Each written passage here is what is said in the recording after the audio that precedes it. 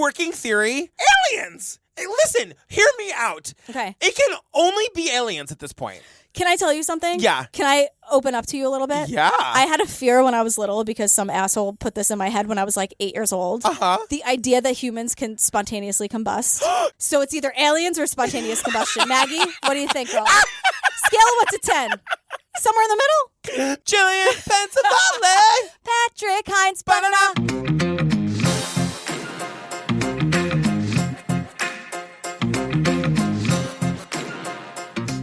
Just quickly. Yeah. Before we get to the show, yes, you guys come see us live June 29th, New York City, our Pride show. Almost sold out. There's only like 10 seats left on the floor. The rest are balcony seats, which are also great. Of course. It's a theater. It's a 600-seat theater, you guys. Come meet your fellow TCO fam. Yes. It's going to be the funnest. We're covering Stonewall. I'm doing those Pride tours that morning. I know. I'm going to show you all around the village, all the cool like old gay stuff that's in the movie, all the cool like other stuff from like classic New York TV shows. And the movie is, just so that everyone knows. The movie is called Stonewall Uprising. It's right. the definitive documentary of the Stonewall riots. And Stonewall, where every night is a riot. Exactly. It's the 50th anniversary of Stonewall. Just come. You're going to have the best time. It's going to be the best time. You guys, the other thing, come see us live. We're doing a bunch of other things. We're going to be at PodX and CrimeCon. Uh-huh. We're also going to be at the True Crime Podcast Festival in Chicago. It's July 13th. It's the day after our live show in Chicago. Right. It's at the Downtown Marriott. You can get all the information at tcpf2019.com. And the Patreon. Yes. Oh, my God, the Patreon. Tell them about it. Our Patreon has everything. It is, like Stefan? Yeah. Our Patreon has everything. It has Making a Murderer. It has The Jinx. It has Serial Season 1. It has, and also Making a Murderer has 20 zillion episodes. It's true. And we're doing Lorena. We are doing Lorena. Aren't we? We just recorded episode 2. You guys, we are screaming. If you can hear it in my voice, we are screaming. Yeah, it's a nice change from Making a Murderer, but like I say, it's just the anchor's just shifted. It's true. And it's quicker. It's not 20 episodes. It's just 4. Just 4. Girl, we got to get right into the last 3 episodes of the morning. Okay, let's go. Let's go. We don't know where she is. We don't know where she was going. And we don't know what happened to her. The UMass college student hasn't been seen since she crashed on Route 112 in Woodsville. A witness saw her walking away from the accident. She was going to graduate into a nursing career. She was a role model for me. Such a driven individual. She didn't deserve any harm. Where is Maura Murray? What happened to her? How does a person disappear when there's 3 people watching? Do you wish you had come back? Sometimes I think that I may have disappeared too. Fred, what do you think happened tomorrow? Guy grabbed her and killed her. It makes you think that this is a serial killer. I think Maura found out she was pregnant. I'd like to think maybe she escaped. She wanted to start her new life somewhere. Maura we knew was completely different than what's come up in all of these theories. Sure enough, I started peeling back the layers, and I found all these secrets. It sounded like she was crying, and she mentioned something about her sister. Why are you upset with the police? I think they're hiding something. None of the police contacted me, and I'm her sister. You cannot trust anybody. Her family, policemen, people who were on the scene. What did you do, mister? You will become obsessed with this case. If you haven't already, you will. This is a last-ditch attempt to solve this case, and I just want to find the truth. Potentially, this could be the last piece of evidence that could help us link anything to Maura Murray's case. I really think you can find her. Did you see her freeze? What's the longest time you ever sat for a stakeout? What the hell is this? There he is. That's him. What's he running from? He f***ing knows. Where is my daughter? All right, Disappearance of Maura Murray, our episode 2. Right. But we're starting with episode 4. It's called Code of Silence. Oh, God. Basically, we're back with that EMT dick guy. Right, real name. His real name. I know. Real name. We're talking about the rag in the tailpipe. I'm so new to this, so as much as I'm just like, Oxygen, can you calm down? Everything I'm like, wait, the what? Oh my God, we're back to the rag in the tailpipe. Oh my God, of course. It's so insane. And so Maggie's like, Dick Guy isn't the only person concerned about the rag. And in my notes, in all caps, I'm like, I should hope not. This is insane. I'm Regis Philbin. This is insane. And then we proceeded to look around the car, and my partner says, what's with the rag in the exhaust pipe? I'm like, wow, what is that? I wondered if she might have stopped at the store maybe half a mile before and somebody had sabotaged her car trying to make it stall. And the thing is, here's what I love. No spoilers, everybody, but the thing about it, as we're covering 3 episodes, in these 4 minutes, I'm super invested in this one thing. And then by the end of it, I'm like, fuck that rag. Who cares? But in my notes, all caps with all the exclamation points, I'm like, this is insane. Well, best thing, I love that Oxygen's got money because they go and find local mechanic Scott Fitzgerald. Yeah, poor Maggie, her narration given to her by the producers was just like, he has an expert knowledge of early model Saturns, just like Maura's. He's a mechanic. There's no expertise in like early model Saturns. A car's a car. I know. He's got like an exact replica of the car up on like whatever you call those things that you put a car on and make it go in the air. That thing. Yeah, the thing that goes. Yes. He like stuffs a rag in the tail. They're like this scientific experiment. They stuff a rag in the tailpipe. They've got some guy in the car on the car stilts or whatever. Can you bring the RPMs up to about 2,000, please?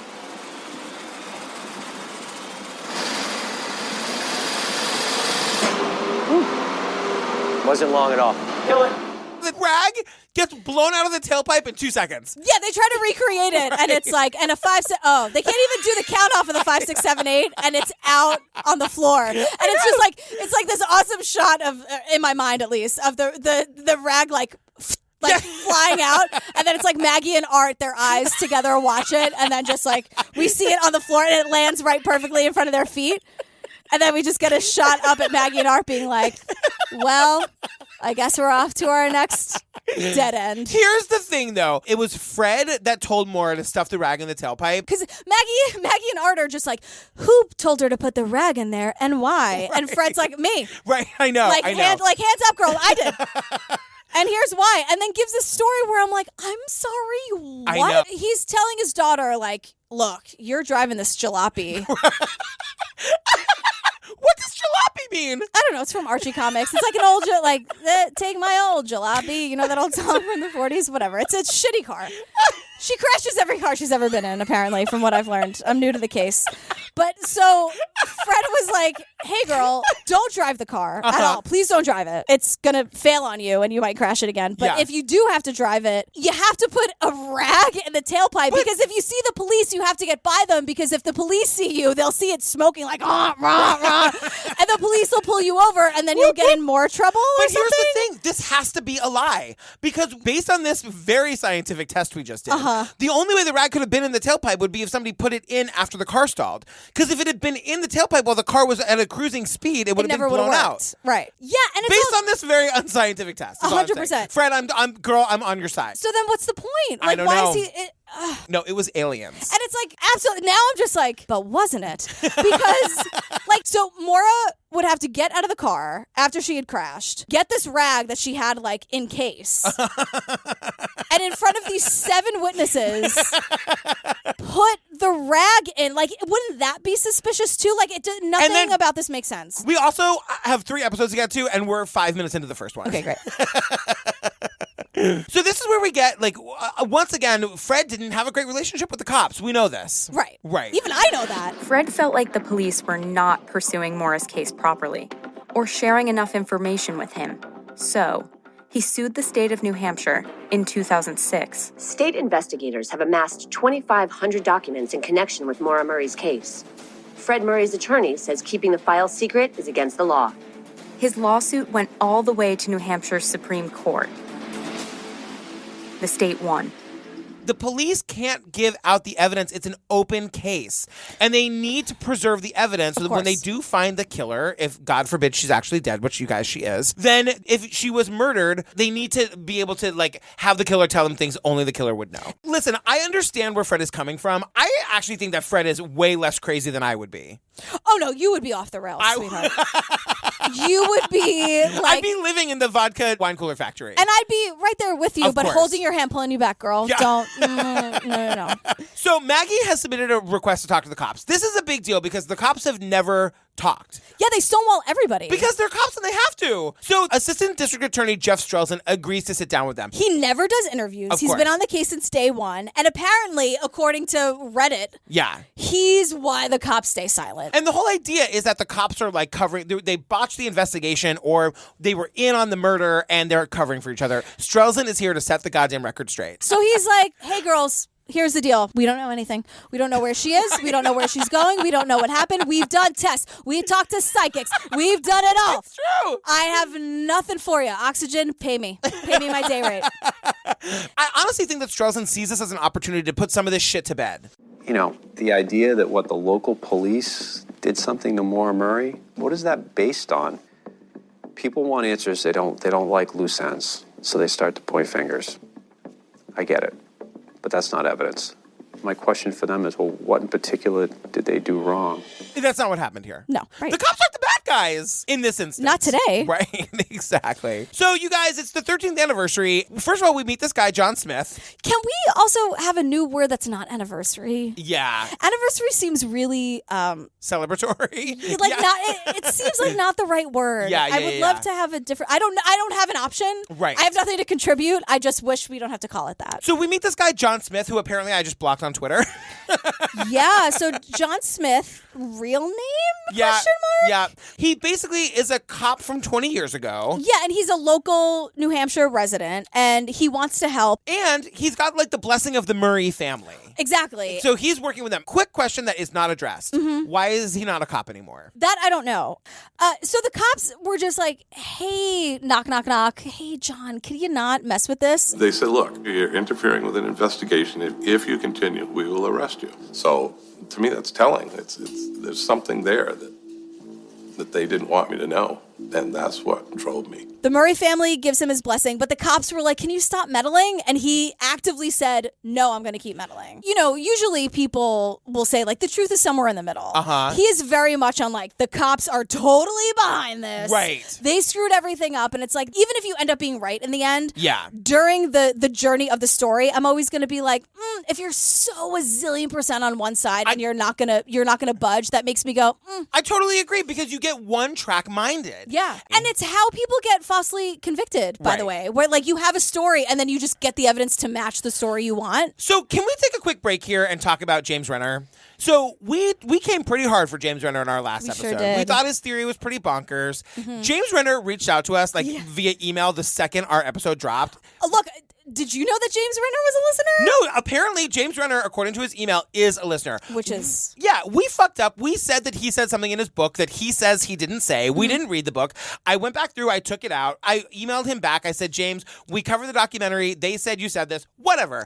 I'll take it out. Doesn't matter. He ended up being super sweet, and he said that he's like a longtime listener. We're totally having a drink at CrimeCon. He's sending us his book, which I'm totally going to read. 100%. My point here is just like, we're being a little hard on John Smith. Guys, we cover the documentary. And that's the thing that we said back to James Renner. Like, look, we were just quoting in hyperbole what Maggie and what Art were saying. We make a comedy podcast. We know the Maura Murray case is serious. It's why we wanted to cover it, give it more airtime. We think whatever happened to her is really tragic, and I hope they get to the bottom of it. We're kind of just making fun of the Oxygen series. Yes. It's a reality show. Right. Anyway, Renner, can't wait to meet you. Yeah. Thanks for listening. We drink double vodka sodas. Yes. See you at CrimeCon, sweetheart. So, John mentions Witness A. Listen, this Oxygen series, love it or hate it, they get a lot of people who've never talked before to talk. And that's pretty significant. So we hear about this Witness A, right? And she's a person who apparently has like existed in the lore of the Maura Murray case forever. And basically, her story is that she was driving from work home to her house. It's like a 40-minute drive, and she takes that exact same road that Maura was on. So we know that there's no cell service on that road. She passes Maura's car, and she sees a police SUV marked 001 nose to nose with Maura's car. Right. It didn't even look like an accident to me. What it actually looked like is she had driven her car onto the wrong side of the road, and it was just up against a snowbank. I don't remember seeing any people standing in the cars or whatever. I don't remember seeing anybody there.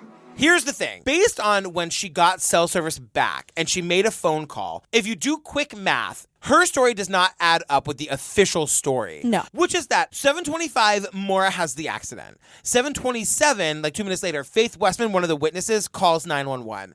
7:46, Cecil Smith is the cop. He's the first to arrive on the scene. Right. But based on witness A's cell phone records, when she drove by Maura's car, it would have been about 7 minutes before Cecil Smith was apparently the first person on the scene. Yeah. And she sees this SUV. So you're telling me that there are more questions than answers? And get this, the person who was known to drive the SUV was the chief. His name was Jeff Williams. Here's something we learned about Ms. Williams. Oh, look. Apparently, she liked to drive the SUV drunk from time to time. You know how I feel about that garbage. Could the chief have caused Maura's accident? Or did he stumble onto Maura in the aftermath of her crash, playing some role in her disappearance? So that's witness A's significance, is that she calls into question the timeline of like Cecil Smith being the first to arrive at 7:47. Right. And the whole point here is that like because the police also won't give any interviews and they won't talk and they won't share their information, it's just more fodder for like the police are covering something up. Right. So this episode ends with Maggie getting to talk to Cecil Smith. This again, if you followed the Maura Murray case at all, is a big deal because Cecil Smith has never been able to grant an interview. Cecil Smith drops a bomb and it's how the episode ends. Did you ever talk to the family, any of the family members? I did. Fred, I explained it to him, and he said, well, you know, she had an accident a couple days ago. She's all depressed. You know, she might have done the old squaw. Like, what's that? Well, you know, you're depressed, and you go out in the woods, you step off the trail, and you die. Hello. The old squaw. Which is, look, I actually had a dog do this, and it's horrible. Oh, God. When an animal, like, knows they're about to die, and so they go into the woods to die alone. Oh. So Cecil's like, when I heard that, I was like, hello. And that's how episode 4 ends. And I'm like, but it's because it's basically Cecil saying that, like Fred said, yeah, like she was going through a rough time. She might have just like wandered off a trail to go die. Maybe she was suicidal. Right. So now we're back to another. We get like 10 Fred interviews in these episodes. Yeah. Yeah. And Maggie has like just learned about the squaw walk. And so she's like, Fred, what's with that? And he's like, thank you for asking. Right. That was a ridiculous thing for me to say. Uh-huh. I never should have said it. I don't believe it. I just said it. Right. And I'm like, so you said that in the thing with the rag, huh? I'm just confused. And it's no shade. It's a lot of confusing things. Right. All at once, it feels. Anyway, you'd have found her. How you gonna commit suicide and not be found, you know? It was 2 feet of snow on the ground. Everybody forgets the 2 feet of snow, you know? There would be footprints in the snow. So, you guys, we gotta sit down with Jeff Williams. Remember, he was the chief of police or whatever that was... 001, SUV 001. Exactly. He's no longer with the police force. He's got some big job. It's his first interview ever. And remember, the rumor around town was that he was known to drive his SUV drunk. Mm-hmm. So Maggie sits down and Maggie's like, the first thing she says to him is like, I'm sure you've heard the rumors about you. I'm sure that there's some things you'd like to clear up. And he's like, what, girl? He's like, I don't know her gift. He's like, I don't. You know, we know you probably have a lot to say about some accusations, rumors out there about yourself. You know, I'm sure you've heard some of those. You know, actually very limited. I'm not a big social media guy. So Maggie's like, girl, let me fill you in. What has been going around the internet is that a woman who has been called Witness A drove by the scene earlier than 7:46 when Cecil responded and says she saw SUV 001 at the scene. So the idea out there is that SUV 001 was your vehicle, that you possibly had something to do with Maura's disappearance. And he honestly, really, his face is like, I have no idea what you're talking about. He's like, LOL, girl, you think I was given a car?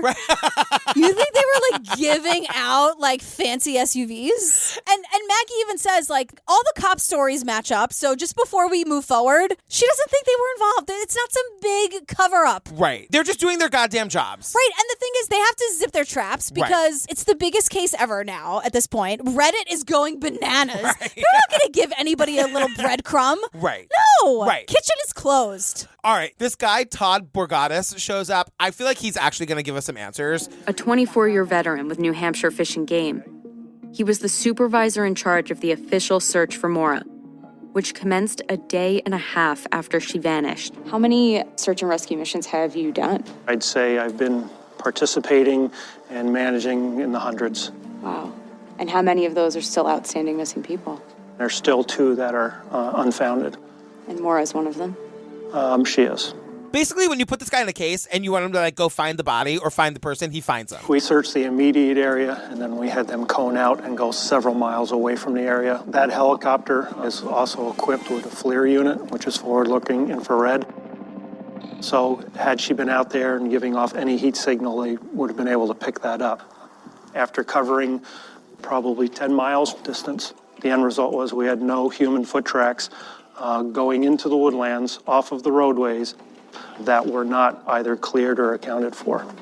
At the end of that day, the consensus was she did not leave the roadway. The theory that she like walked into the woods and died by accident or on purpose is kind of debunked here. I mean, he says there were no human footprints. Right. At all. Also, a significant thing that happened on that very first day, they got a bloodhound. It was the day after she disappeared. The bloodhound traced her scent up to the nearest intersecting road where it stops. That dog who did run a track off the crash site, he actually did it twice. And each time he ran a track from the crash site, it ended at the intersection of Bradley Hill Road, which is just within sight of the crash site. It's possible she may have been picked up by a vehicle there. And then 10 days after the first search, they did another search with cadaver pups. Right. And they did more and more searches with more and more dogs, and the dogs weren't finding anything in the woods. Yeah, exactly. Wait, so we're ready to talk about Deb Ash and Heather Schaefer? Basically, they have this company where they like provide the dogs that search for cadavers and live people. It's called Canine Alert Search Teams. Look, I've never felt more seen when Maggie was like, I know. You have working dogs? So let's meet the dogs. Can I pet them? Yes, you may. Oh, cutest. Hi, you're Angus. When I meet Maggie, I'm going to wear my shirt that says, "Tell your dog I said hi." Oh, yes. So Angus, you think I didn't write this all down. So Angus tracks live scents. Yes. And Eisen tracks dead bodies. I know, he's the cadaver pup. I know. So they're here to basically recreate what would have happened if Maura had like gone and perished in the woods, or if she like walked up the street and got in another car. And I love how Deb and Heather are like explaining this to Art and Maggie and the oxygen. And Yeah. like our boys, the best boys ever, these little puppers, are just like, "Get to work, you goddamn hippies. Like, we just want to go." They are just running around with their little vests on. They're like, "Can we just do this thing?" It's true. Stop the yapping. Well, we learned that, like, and this is, like, really good information. If Maura had died in the woods, like, for basically up to 3 months, her body would be giving off, like, a real serious odor. Right. Even if the body was frozen, like, it would still be giving off an odor. A cadaver dog would find it. So they do this test where either Deb or Heather, one of them pulls out, like, a human placenta. I said they're hiding ... placenta. Just guess how many question marks? 12, 13. I was like, Deb and Heather, do they just have placenta? Honey, can you get me a beer? It's behind the placenta. It's behind the placenta. Just move it over. Deb has brought along a frozen human placenta for the test. If Eisen can find it, it'll demonstrate how a cadaver dog can find a corpse, even if only a small part remained. You want to do it right here? Yeah. We can use some of these branches to cover it. We're going to hide the placenta, so Eisen has to rely completely on his nose.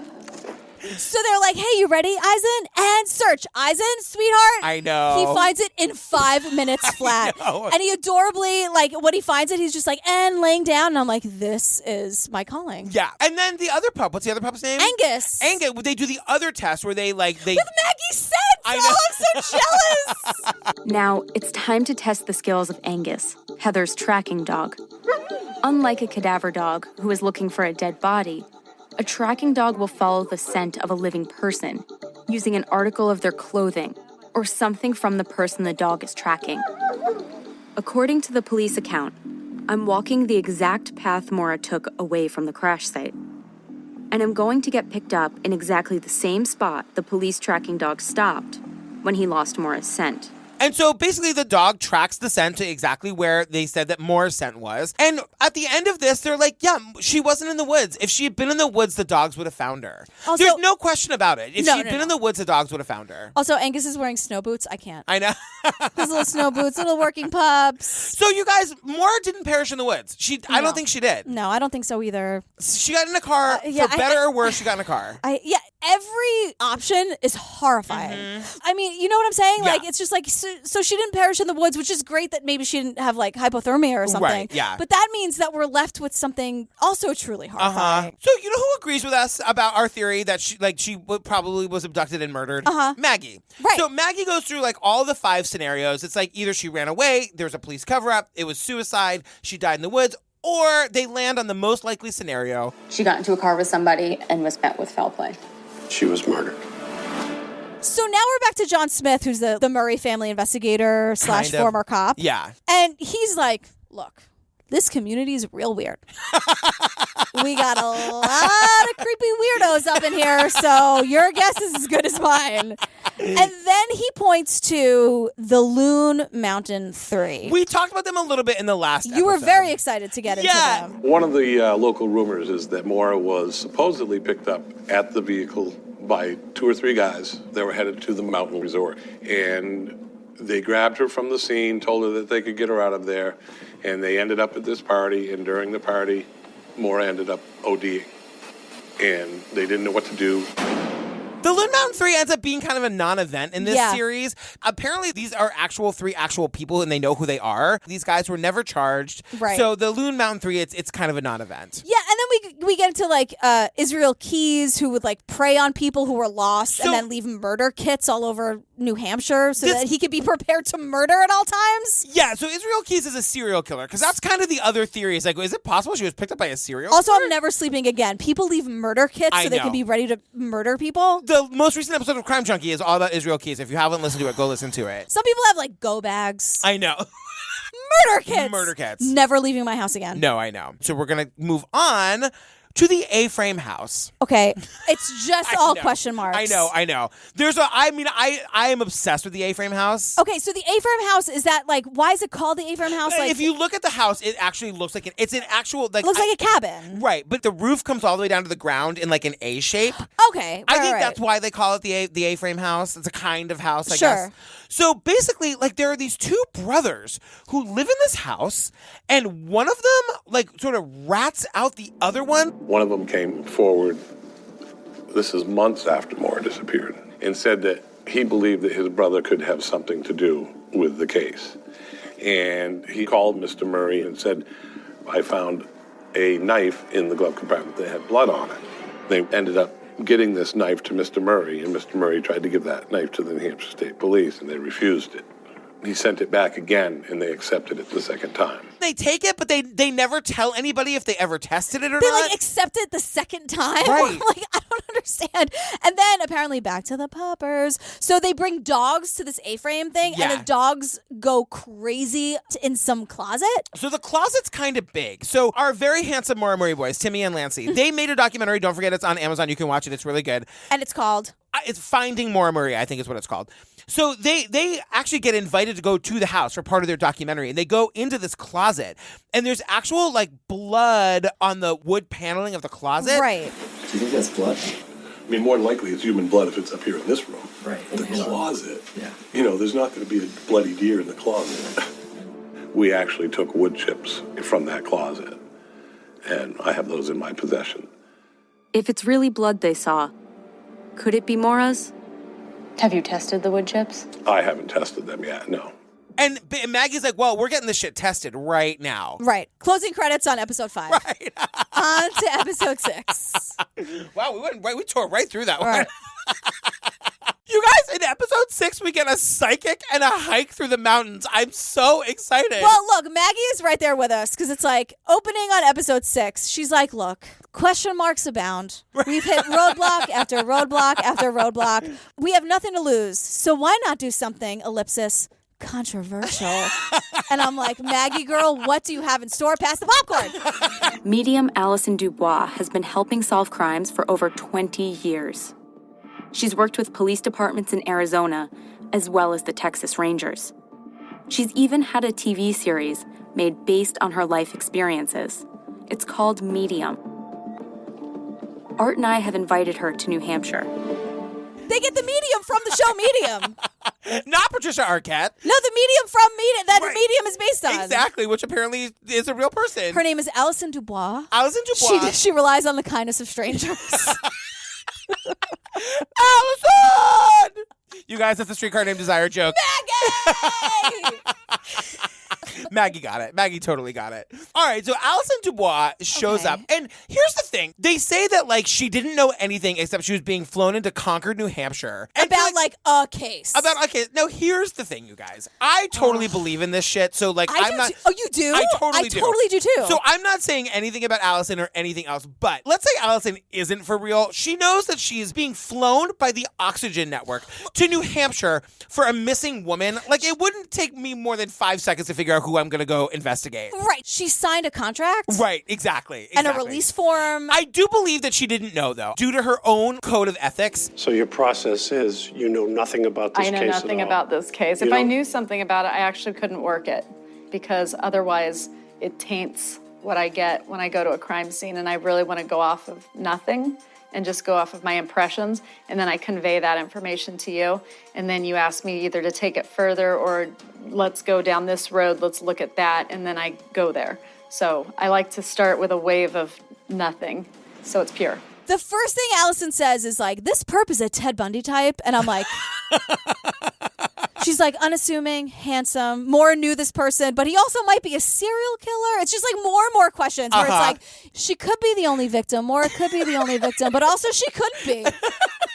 Your guess is as good as mine. And it's like, Ms. Dubois. I know. If you're a psychic, don't you know the question marks in this case? Well, listen, we're going to get to my thing on that in just a second. But she's also saying that, like, people in her life know more. They just don't know that they know. Right. And they're taking her. She's like, I must go to the crash site. Right. As we head to the crash site, Allison claims she's receiving impressions from Maura, who she says is no longer alive.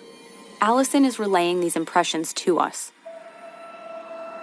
She was like her dad because she was like a daddy's girl. They both like give anybody the shirt off their back or just like salt of the earth, nice people. Here's my thing. Mm-hmm. If Maura is giving her impressions, why can't Maura just tell her what the fuck happened? Right. Why are the dead always so goddamn cagey? Maura, girl, what happened? We got you in the car. Tell us what happened. Now, some people will say because they can't. And so... It's like against the heaven rules. No, I don't know what the God's rules like, are. here's what you can do. You can give them mental pictures of bridges, but don't you dare fucking tell them what actually happened. Look, do you want the dead to be able to be like, hey, bitch, patting you on the shoulder? Look, be careful what you wish for. It's true. You do not want that. You want a little bit of a veil here. You want a little bit of a curtain where they can't actually be like, bitch, we'd be haunted day and night. So they're at the crash site, and Allison like starts to feel really sick. I feel really sick here, and initially I wanted to think that she got in the car willingly, but it doesn't feel willingly. It doesn't feel amicable here, or I wouldn't feel as sick as I feel right now. So that's important. And then Allison's like, well, it feels to me like Maura got into a car thinking that she'd be going to a place with a bunch of friends. And then she realized that when she got there, it was actually like some kind of like... Yeah, it was like a setup. A setup. So now Allison says something no less than 4 or 5 times. She says one word. The word is rapey. It hit. I mean, I was like, she what? I rewound it 100 times. I know. So it feels like it was something that may have been more date rapey gone wrong. And she says it. She's cavalier about it. She's like, it's very like date rapey gone wrong. I was like, if it's date rapey, it's already gone wrong. Yes. There's no such thing where a date rape goes right. Unless the dude is murdered. But it's all bad. Everything about it is bad. Right. Wrong. Like, what are you saying? Right. So basically, by the end of this, what the psychic is saying is that, like, here's where you're going to find Maura's body. You got to find a bridge that's just outside the search zone where, like, the cops had been searching for her. Right. It's at the end of a dead-end street where only the locals go, and they go there to, like, party. They either go there to drink or to get in trouble. Right. So it's what just feels like where the evidence is, I'll say, is just outside of where they were looking. Like, she's not much further than where they were looking. So now winter has turned to spring or whatever, and Allison's back, and they're going bridge hunting. Right. So Maggie and Art have researched, and Oxygen approved these 3 bridges. Yeah.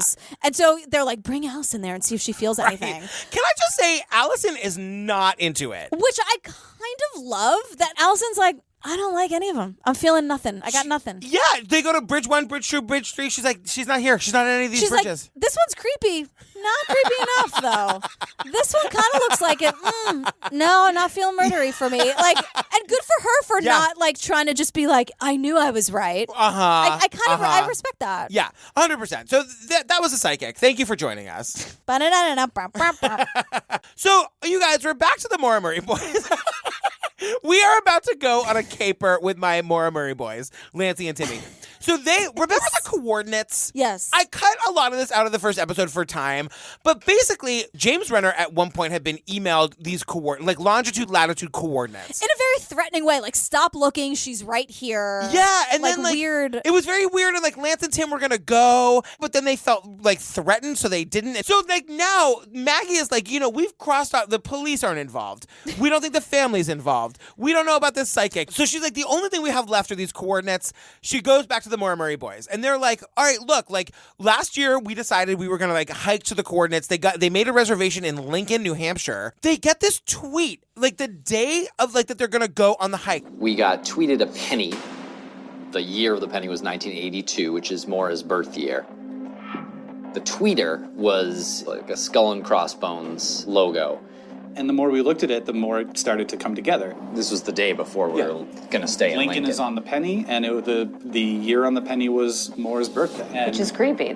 The tweet came from an account that they could not get any information about. Right, and apparently so they had like a hacker friend look into it, and it's like, no, this guy's for real. Yeah, like, whoever he is. Doesn't want you to find him. You're never going to know. So the boys canceled their trip. They're like, it might be a trap. We're not going to go. Right. Enter Maggie and Art. They're like, you guys were going. We're going. They're like, we have oxygen money. We're going. Exactly. So they make a trip. So now it's Maggie and Art, Lancey, Timmy. They're all in the car. They're all driving up to the mountain. And the boys, they get another email. This shit is fucking crazy. It says, stop looking again is the subject line. It says, since Renner didn't get it back in 2014, maybe spelling it out will help. Good luck. And then he puts the coordinates again. Wow. That's bizarre. Yeah, the thing about this email is that, like, everyone is like, I didn't tell anyone that we were going. Like, the only person that email could be from would be from somebody that somebody knew. Someone on the crew, probably, of Oxygen Network. But it comes from the same email as the one that James Renner got. And it's like, who is listening? How are they spying on us? This is, like, really super creepy and scary. Well, as James Renner says, everybody in this case lies. It's true. So they show up at the base of the White Mountains. You guys, they tell us straight away, it's going to be a 15-mile hike to these coordinates. Well, Dustin, the trail guide. Are you in love with him? Okay, we meet Dustin, and they explain to Dustin, like, what's going on. We wanted to come here before. We attempted it, but we got sufficiently spooked out. We didn't know if there was a trap set for us, Yeah. Well, I hope there's no traps. Every time someone tries to come here, it seems like this mysterious emailer returns. Huh. Like today. So the guy sent you the same coordinates again today? Yes. It really is creepy. Yeah. And Dustin's like, what? Dustin's been explained by the PAs and signed release forms. Exactly. You guys don't fall for this. He's not just like, oh, well, yeah, no, I think I can take y'all. Like, he knows exactly what he's doing. But like Lancey and Timmy are like, it could be a trap. We might get killed. We might find information. We're going to have to call the cops and get a helicopter in to get whatever we find up there. So it's a 15-hour hike. It is elevation of 6,000 feet. I just love where it's like time elapsed 32 minutes. And you hear the Maura Murray boys talking. Everyone's winded. Cool. Same. No shade on this. I would be 2 minutes in. I'd be like, are we done yet? Are we there yet? Are we there yet? Me? Where are my vodka wine? I know. And then my Lancey is like, cannot stop talking to this guide about how hard would it be to drag a body up here. So we've just been kind of analyzing the process of bringing a body to these coordinates. Bringing a body up here is like a challenge. Did you put it on like a sled and drag it? Yeah. Pretty hard. But also the thing is, like, this is a gorgeous sunny day, not full of snow, or not the conditions where Maura went missing. Yeah. It's like a beautiful April morning. Uh-huh. And so after all of these miles and all of these hours, they're like, it's time to go off the trail. So the coordinates are conveniently not on the trail. They're of course they're not. After 7 miles of trekking into the wilderness, we're about to go off the trail into deeper woods with more treacherous terrain to the exact coordinates. And so everything is just like, it's supposed to look like it's all like handheld cameras. It's really very not. Blair It's all Witchy. staged. Totally. Yeah. They get to the coordinates and crickets. And then suddenly it's all this like these jump cuts is like, wait, is it? Do you see it? Do you see what? And it's this like this cacophony of like Maggie and Art and Lancey and Timmy and Dustin. Do you? Do you what? Do you see it? Do you see it? Do you see it? Did you hear about Hugo and Kim? It's all like this ridiculous, like so dubbed. What'd you find? Something there. Hold on. Right there. Here? Lance, you making this out? Can you see it? I think I see it. Hold on. Nah. Here? Oh my God.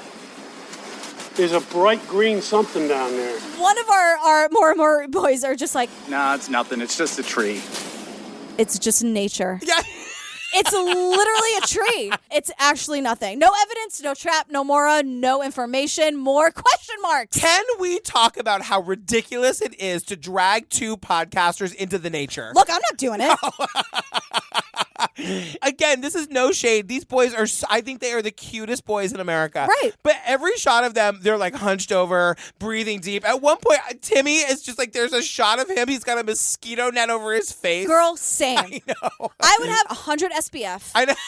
In case a little bit of sun happens to even smell me and try to get near me, 100 SPF, no question. Like my combat boots on. I would know. be. Maggie, of course, looks like a zillion bucks. I know. From beginning to end. I know.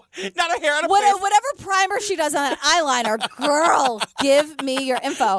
But it's like, she's just like, what? Oh, what? I know. Oh, or did we reach to the top of the mountain with no coordinates? She's like, it's like she had little birds and squirrels helping her up there.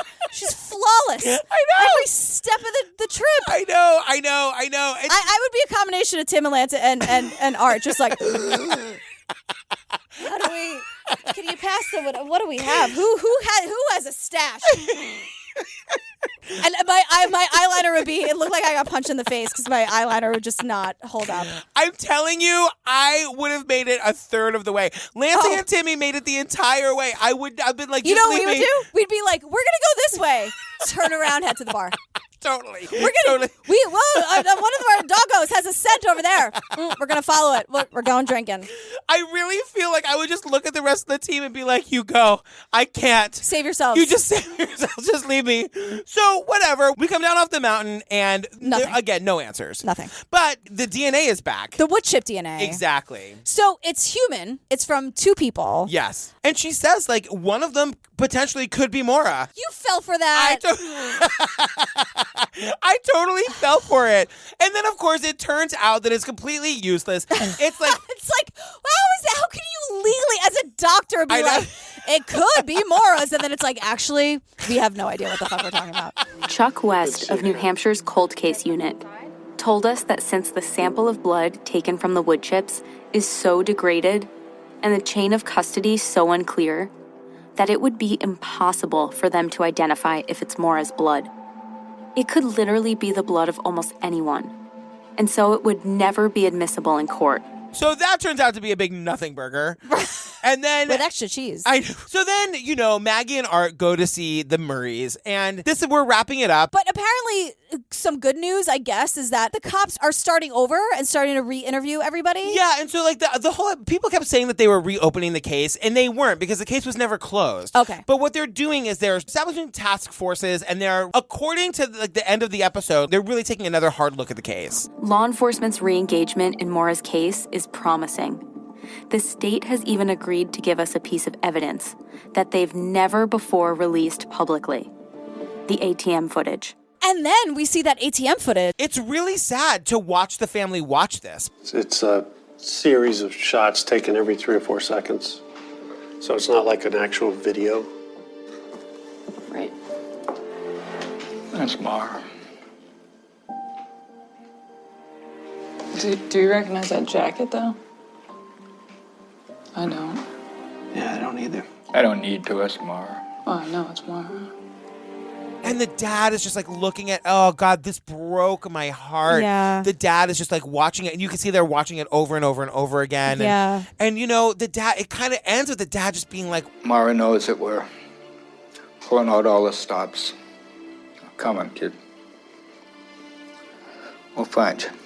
we're coming for you, kid. Like that just, I mean, I have a daughter. It killed me. Right. It killed me. Yeah, absolutely. And also Maggie ends with like this voiceover of like, look, we didn't get any answers. And this is no shade. Truly, they didn't get any answers. But maybe if there's good that comes out of this, it's that people realize that there are 70,000 women missing. And that maybe someone will think, oh, maybe I have information on this case or information on another case. Or just awareness on the fact that women and people are missing. That and the fact that like maybe now like somebody will watch this who does know something about Maura specifically and they'll come forward. Yeah. So anyway, there we are. Fun. It's a comedy.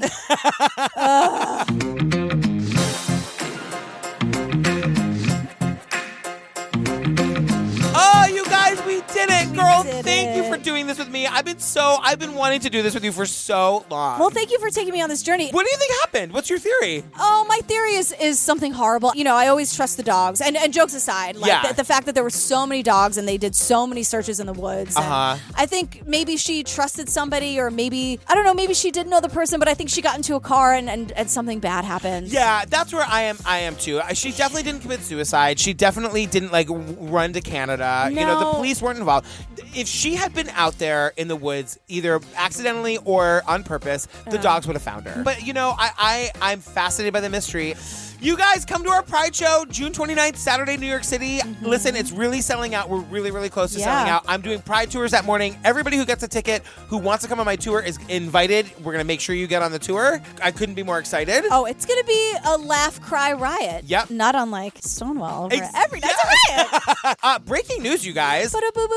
Stay tuned for information about this coming October. We're doing a live event with Lance and Tim and Maggie all about this Maura Murray case here in New York City. We're going to do it at the Bell House. We're going to announce those dates soon. So stay tuned for that. You guys, Patreon, girl, what's happening with the Patreon? Oh, I don't know. It's just gangbusters. We are right smack in the middle of Lorena. Oh, you guys, we recorded Lorena right before we recorded this, and we have a lot of emotions. Fired up. 3 words to say. Fired up. Like you're like, I have 3 words. Lorena, fired up. You guys, you can also get our episode-by-episode coverage of Serial, The Staircase, Making a Murderer, The Jinx, ad-free versions of these episodes. Yep. You get first dibs to all of our live events. Videos of our live shows. There's so much stuff. If you want more of us, go get in the Patreon. Madonna's Truth or Dare, most importantly. And lastly, you guys, we're running a contest. Review us 5 stars on Apple Podcasts, and on May 15th, we're going to pull our favorite 5-star reviews. We're going to pull a name out of a hat, and that person's going to get our original garbage bell. You want to hear her? Yeah, girl. Yes. So go review us on iTunes. If you're not on iTunes, don't worry. We're doing a bunch of contests coming up. Girl, tell the people what we're doing next. Beyond the Curve, the Flat Earther thing. It is berserker nanas. Stay tuned for the preview for Beyond the Curve, our outtakes, and our palate cleanser. Okay. We love you. Love you. Thanks. Bye. Bye. First time I ever heard about flat earthers was, I think, when I was in space last. I can't believe I'm talking about this. I was well versed in just about every conspiracy you can think of. Chemtrails, 9/11. Did you know they made up dinosaurs? I completely solved the JFK assassination, which I'll share with you at a different day. And then Mark said that he was a member of the Flat Earth Society. And I said, oh, Mark, what are you on to now? This is what it is. Excuse me, anyone ever told you the Earth is flat? I caught his smile, and he wasn't buying it. Nobody wants to admit that they've been fooled, but it's happened to every one of us. If you look on Google Trends, it's like spike. There's now flat earth dating sites. I mean, we've got songs. Why is it expanding the way it is? If you get online, you'll see so-called evidence that seems scientific, and you go, maybe they're onto something there. Science is having a problem combating what we're doing because they don't know how to address it. I want to believe this. This doesn't mesh with reality, so don't change my view, change reality. Now we're doing an international conference. It's okay to believe all this is really happening. At a conference, we want to prove there's no curvature. And if we can do that, it's game over. Can we get to the point where it's acceptable?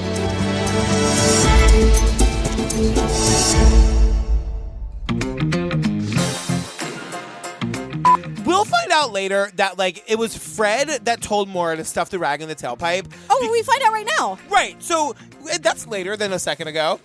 And so, it sure is, sweetheart. Grab the vodka wine coolers and run for the woods. Let me tell you something about these vodka wine coolers. people were coming for us because it's basically like Smirnoff Ice. But that's not. I commented on this in the group. That's a malt beverage. There's no vodka in that. People were doing that with Four Loko, and my comment was, that's ellipsis, not the same thing. Right. I happen to know a little bit about Four Loko before it was banned, rightfully so. So they get assistant AG Jeff Strelzin. Okay. I'm sorry. You looked unsure of how to say his name. I didn't know if it was. I have Strelzin, but I thought maybe I typed it wrong. No, you said. Okay. All right, you take it again. No, you do it, because now I'm never gonna get his name right. So can I just say, you love dogs, I love lesbians. Now listen, I don't know for sure if Deb and Heather are actual lesbians, but I feel like they might have been into as many Lilith fairs as I have. Yeah, I mean, look, I love them too. I just love dogs more than people, as you've said. I totally get it, but like, you got the dogs, I got the lesbians. No, I was like, totally. this is gonna be a great scene. They're establishing task force. They're establishing task forces. It's not attorneys general. It's Right. just task forces. The S is at the end. Wow, I got really hung up on that one. I just like that I can say the word Strelzin. Me too. I mean, I handed it off to you. With a purpose. I found the sun on a midwinter day on a back street down in Soho. There was snow on the ground. Instinct told me to get out and search for a day.